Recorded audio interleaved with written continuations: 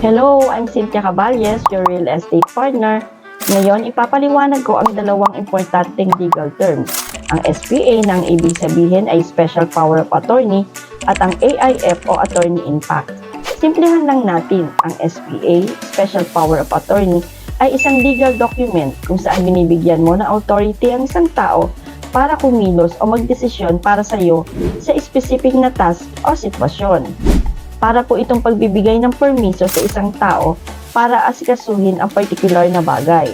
Halimbawa, pag-aasikaso ng binibiling property under developer, pagbebenta ng property, pag-sign ng mga dokumento, o pag-handle ng mga financial transaction.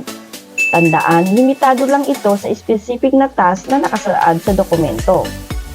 Ang AIF o Attorney in Fact naman ay yung taong pipiliin mo para kumilos on your behalf gamit ang Special Power of Attorney.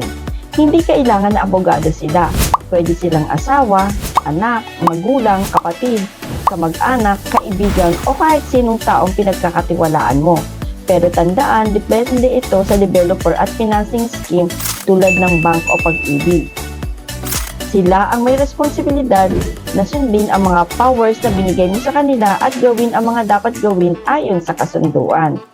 Kaya sa madaling salita, ang Special Power of Attorney ay isang dokumento na nagbibigay ng kapangyarihan sa isang tao para kumilos sa isang particular na sitwasyon.